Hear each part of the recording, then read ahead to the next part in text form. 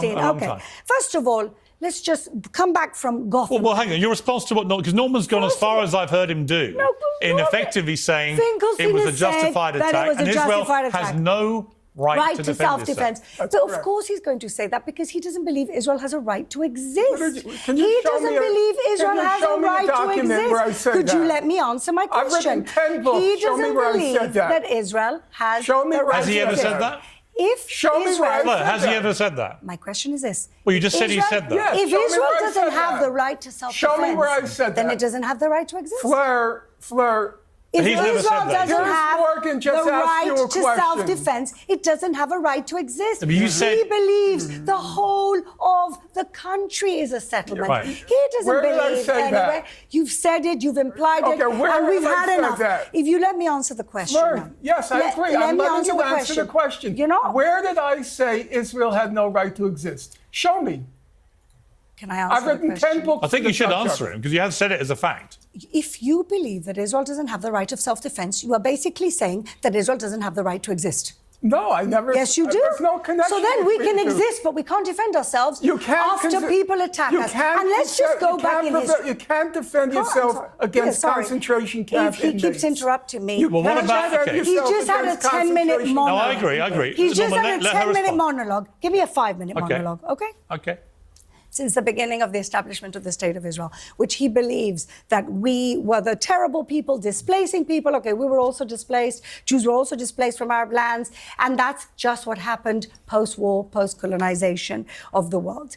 So let's look. In 1947, there was a two-state solution proposed. The Jews said yes. The Arabs said no. It's not that they wanted a state. It's that they didn't want the Jews to have a state. So we declared a state in 1948. What happens? All the countries around us come to attack, to create a genocide. It was a miracle that Israel wasn't eliminated in that moment. Move forward, 1967. Those territories in which we were attacked, well, there was no Palestine, there was no Palestinians. It was Jordan and Egypt and Syria and Lebanon that attacked Israel. If they would never have attacked Israel in 1967, that land would have remained Arab land. Okay, fast forward 1973. Another war that we didn't start. Now, do we not have the right to defend ourselves from destruction? 67. We didn't start 1967. We didn't start 1973. We didn't start. Then we go and we say, we crumble onto hope. We hold on to hope. We say, let's do the Oslo Accords. We offered Arafat, and Clinton will say this himself. He has said it. Everything they said Yeah. they wanted. 97% of the West Bank, half of Jerusalem, the lot. And they said no, and they started a bloody intifada in the streets of my city that killed many, many innocent civilians, Jewish and Arab alike. Then we thought, let's try something else. In 2005, let's do unilateral withdrawal. That's what Sharon did. He said, if we actually just leave, they'll have an opportunity. There was never a blockade. The blockade started when Hamas went into power, and they were bringing in, contrabanding missiles in which to attack Israel. That's when a country has to say, we need to defend ourselves. Now, if there's a blockade, don't they have a border with Egypt? Why don't you say a word about Egypt? There's no blockade when it's 3 walls. Where's the 4th wall? It's Egypt. What happened to Egypt? Didn't they have tunnels going in and out of Egypt? In fact, it was Egypt that had a much harsher border than Israel. We had 20,000 people coming in to work. Let me ask you a question. So what Let me concentration ask you a camp question. has... Tell me something. What concentration No, I've got a camp has different a question. country club? What concentration camp has a country club? No, I have a Go different ask question. Giora Island. Go on, you know Giora concentration. Island. Yes, You Giora know- Island thinks we should Right. keep northern Gaza. Right. And That's what he Giora- thinks. And Giora So Island now you're called quoting Why him? did Giora Island call it a huge concentration camp? Why? 2004. I don't speak for him. Hey, you could just Google 2004. it. Yes. We left in 2000 2005. Right. He called Gaza In 2004 a We- huge concentration Let camp. me ask you, Fleur. So we left in 2004. Fleur, let me We ask never you. left. We Fleur, left in Fleur. 2005. Your imagination. Yeah, so this is just stupid now. So yeah, this lady's insane. She's an ideologue and somebody who's a religious nut and a Zionist, somebody who believes that they can do whatever they want, essentially. There's no consequences for their actions. So her name's Fleur Hassan. She falsely claimed that there are no churches in Gaza and that there are no Christians in Gaza when questioned about Israel attacking churches there, which is absolutely not true. There's actually plenty. she has accused the UN Human Rights Council of being extremely biased and corrupt regarding its stance on the Israel-Gaza conflict, which is also deplorable. Hassan Nahum has faced criticism for her appearances on Piers Morgan's show, where she has been accused of avoiding direct answers and misrepresenting facts about the situation in Gaza, as she does. She stated that the ultra-Orthodox Jews are not for sharing the burden of defending Israel and calling for an end of their exemption from military service. So she's a military war hawk. Everybody should be in the military. She has claimed that Palestinians have done such a good job of taking about an occupation that has even influenced educating people despite Israel's withdrawal from Gaza in 2005.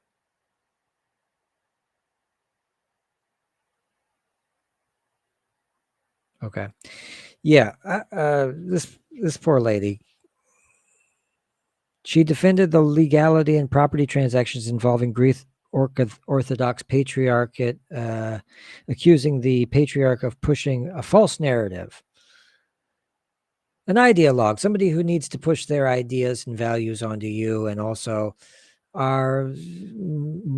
this woman's militant, like she's homicidal. She needs power and she needs guns and she needs an excuse to ethnically cleanse a whole bunch of people, sounds like.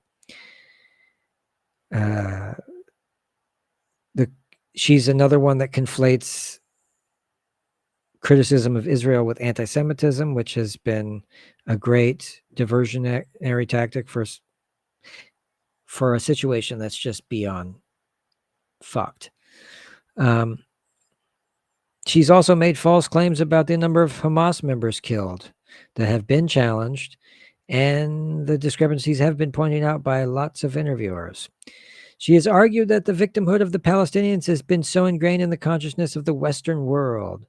Actually, this is something that's just now beginning to be clear for most people in the Western world. I think more people than ever before understand what the scenario is there. People can actually look it up and figure it out. And also, as a member of the Likud party, she defended policies that have been criticized internationally, particularly regarding the ongoing conflict in Gaza. So also, she made a lot of false claims here. She was talking about how Israel pulled out of Gaza. So this is what happened. At some point, the Israeli army occupied Gaza, and they roamed the streets with tanks and cops and told everybody what to do. And it was, and then all of a sudden they decided in 2005 to leave. Well, when they left, what they did was seal the whole damn thing up to where nothing can get in and nothing can get out. And what she was saying was, and this, they call it an open air prison, but there's I don't understand. There's so much false logic here. Like, if there's a country club a country club can be anything. It could just be a shack with a bunch of guys taking a sauna or whatever. I understand that Gaza has some decent infrastructure, or did in some places and stuff, but this is callously used to justify killing children. All these kind of, they're not very gay friendly, so we should just kill them all. Like, it's amazing. It's amazing that people like this exist, and that they so obviously they have the upper hand. They're not the underdog in this. They're not oppressed. This isn't, there's nothing. It's you. You're the bully. You're the superpower. You're the nuclear capabilities, robotic drone, Iron Dome. We're going to kill you from land, air, and sea. So these people blockaded Gaza and turned it into an open air prison. And now people are stuck in there. And all the goods and all the people that go in and out have to go through a border checkpoint. And so when it came to killing everybody and, pushing them to one corner of the Gaza and then to the other and then bombing them there. Easy. It made ethnically cleansing easy. I mean, you got a mouse in a mousetrap. All you got to do is throw it in the pool and you drown them. That's essentially what they're doing. They're trying to do it as fast as they can. And they don't care how it looks. They're going to do the propaganda shuffle, but that's just going to be a huge black mark. And it's a long time coming. We finally got rid of apartheid in South Africa, and we didn't even stop calling Nelson Mandela a terrorist until like 2005 or something. So we're not a nice people. So if you're listening from America, we're not nice. We're not nice people. We don't do nice things. And even all the, leftists who wish they could do something, they're not doing anything. Complicit. We're all complicit. What are you going to do? The other thing was that she said, which Norman Finkelstein is a legend. Everybody knows it. He's a wonderful, very learned, very prominent critic of Israel. She kept saying he doesn't want Israel to have the right to exist. And that's the big talking point. Well, if you say that Israel sucks, that means you don't think it has the right to exist. And if you say that, well, then anybody from Israel or America will arrest you and string you up by your toenails. This is what it's been for a long time, and now it's getting worse. So the problem is Norman Finkelstein has indeed stated that Israel has a right to exist. He argues that Israel has a right to exist as a state within its pre-June 1967 borders. He disagrees with those who claim that Israel doesn't have a right to exist. He criticizes Israel's actions and policies, calling it a Jewish supremacist state and accusing it of apartheid against Palestinians, which seems to be true. I'm not Jewish, I'm not Palestinian, but I just took a look and it seems to be pretty lopsided. Okay. I don't care what you think. He supports a two-state solution as well. He views it as the pragmatic option, although he acknowledges that it's deeply unjust to Palestinians. Still, nothing can undo the Nakba and the establishment of Israel over land that was already there. And they wanted to keep their customs and their culture and stuff. I know that's too much to ask for human beings in groups, but that's why I don't know about the dogmas, guys. Be careful with dogma. It can do horrible stuff. Norman Finkelstein also distinguishes between Israel's right to exist and its right to exist specifically as a Jewish state. He questions the latter, arguing that the state based on ethnic or religious supremacy is problematic, which I would agree. I would say when you say Zionism is okay, but then other forms of ethnocentrism are not okay historically, it's a bit confusing.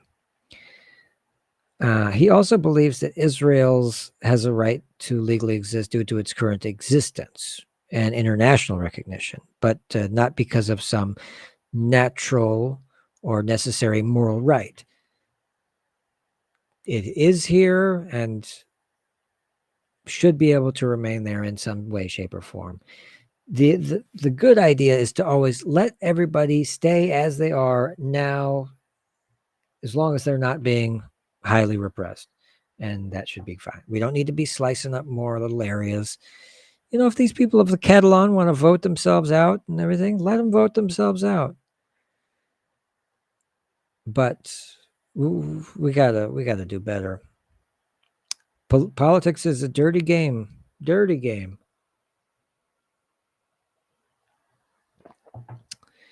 Yeah. And if you don't know who Norman Finkelstein, he is sort of a legend. His debates are all over the internet, and he does a really good job. And also see the one with Destiny, because it's amazing. It's amazing. But he's an academic and he's written, I don't know how many books. Let's see. I'll look it up real quick. Say, Norman Finkelstein, American political scientist, activist, author known for his controversial work and the politics of the Holocaust. He's got a PhD in political science from Princeton. He's had faculty positions from Brooklyn College, Rutgers University, Hunter College, and DePaul. He was denied tenure at DePaul, which was claimed was politically motivated, as it probably was. Primary fields of interest are the Holocaust. His family were all killed during the Holocaust. And he was barred from entering Israel for 10 years in 2008. Yeah. So as the empire collapses and we see them struggling to keep everything together, you'll see blatant displays of propaganda and strong arm tactics and intimidation and the jailing of journalists and everything like this. All the things that we've brought into other countries for years, instability and chaos and sowing discord, and all that can happen to us now as things come unraveled and our culture is rotten from the inside out. We begin to just sort of become irrelevant, like the fall of Rome, slowly but surely being too big to govern and too exhausted generationally that there's no real way forward. You know, you have a 50% decrease in sperm rates globally, with the most pronounced being in the West. You have endless amounts of chemicals and persistent ecological problems that aren't going to go away. You have the decline of the cognitive abilities of people in the United States. As 70% of the population is obese, this has cognitive implications, slows people down, creates more a race of stupider people, basically. Not a race, but a group. And we find ourselves in a society that 60% of the people can't read above a 6th grade level. And now there's microplastics in our brain and in our hearts and in our testicles and in our dogs' testicles. There's no way to undo any of that. And there are other countries out there who haven't yet completely poisoned their culture, their land, air, and sky, their children, their animals. And they might have a chance. Nigeria, China, and India are set to be the inheritors of the earth. Their population will overtake ours. Ours will decline. China's will decline first, then India, and then the last is slated to be Nigeria, with its birth rate is right now the only place on earth that's really cranking out human children. So, but as things fall apart and the social fabric comes unweaved and we watch everybody kind of go bananas, the power structures will quickly find themselves, filling in the vacuums. Elon Musk has already sort of taken hold of the government in whatever way he sees fit. And I found it funny recently that he even criticized the USAID and said it was a criminal organization, which I thought was actually pretty funny, considering I don't like Elon Musk, and yet the USAID has been implicated in so many CIA interventions of other countries, including a website, a social media website that they made in Cuba that was trying to sow discord and create anti-communist propaganda. I thought that was pretty funny.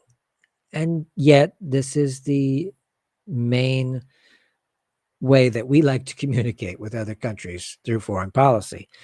We don't like to play fair or play honest. We just do whatever will create the most fucking suffering.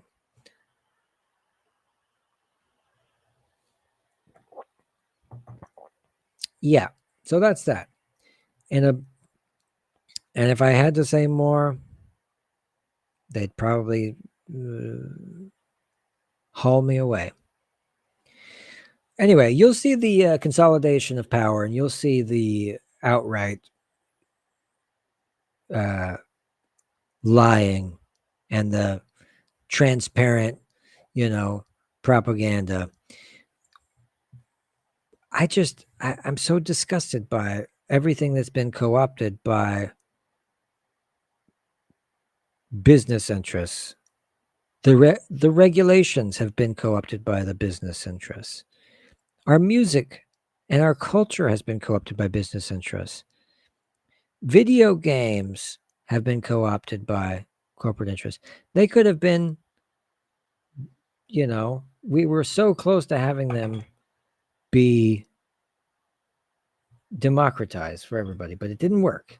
The internet was supposed to democratize everything. Bitcoin was supposed to democratize everything.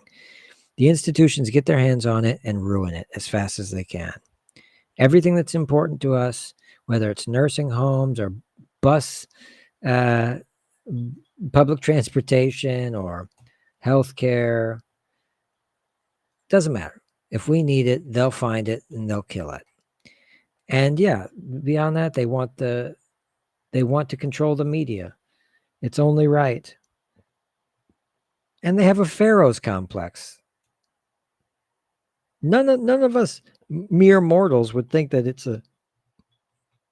a good thing to be the richest man in the world. It sounds like a paranoid, kind of deluded hellhole to be in. Obviously, you can buy lots of stuff, but what are you robbed as far as a real human existence if you're shielded from so many very human things? Survival, basic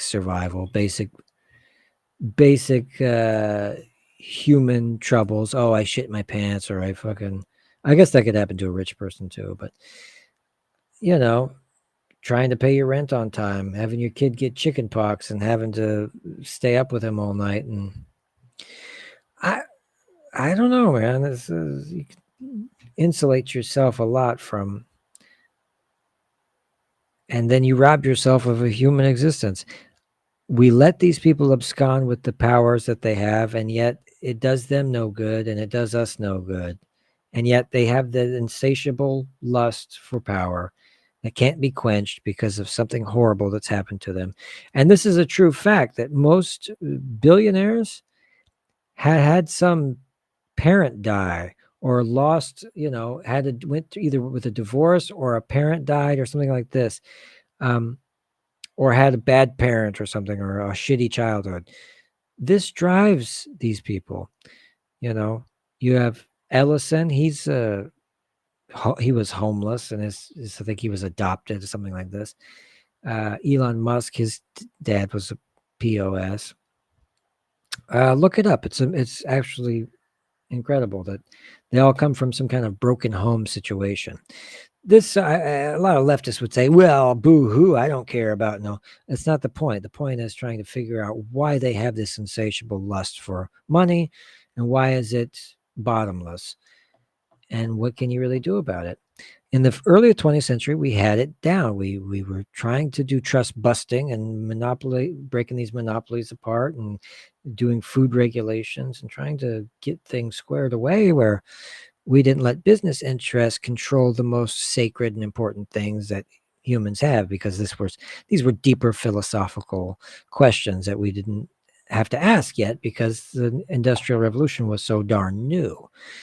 Well, cut to now, where the deregulation of banking and finance mixed with the tech revolution has led to the subsequent deregulation and decline of the American empire. We have no longer interested in being a strong country who's patriotic about who they are and want to enrich the workers of the country and make sure that we keep our traditions and our culture proud. No, we are more willing to sell out our own country out from under us, including its culture, and export it to the highest bidder. We'll sell off our power plants and our oil refineries if it'll make us some extra money. We'll sell out our old folks by sending them to a third-rate, private equity-owned old folks home. You know, we got no problem. We don't have any moral scruples.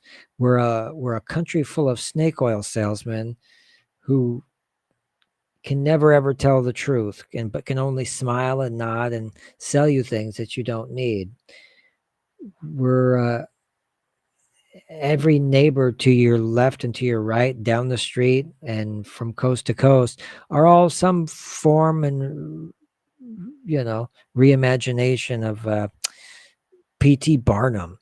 There's a sucker born every minute. We just don't have the capacity to think beyond that.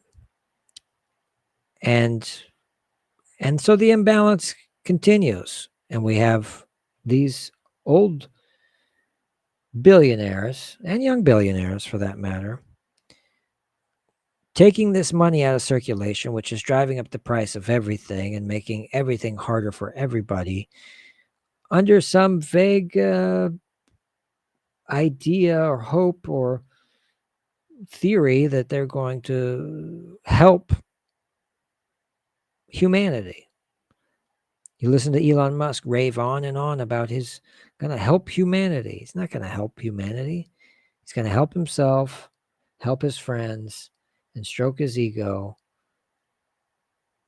Real people who do real good work, they don't seek approval and they don't seek power. They do it simply because they know it needs to be done, and they know that suffering is a terrible thing, and to cure that and to do that is paramount. And long-termism, everybody's buzzing about long-termism. Elon Musk is so cock-a-hoop about long-termism. This is basically hoping and driving towards a Star Trek future at the expense and the exploitation and the suffering of the people right now, so that maybe we can go somewhere and do something somewhere else and it'll be great. When in reality, this planet is not in good shape, and there's no common sense or evidence that says going to somewhere else is going to help our current situation here. And yet we go, and we stay distracted. And it's a circus. It's true idiocracy playing itself out. We've got psychopathic computer nerds that come from bad homes running around with billions of dollars and classified documents. This isn't going to end well, but at the same time, I'm on the edge of my seat, because there's nothing better than having a front row seat to the end of the world. Why not?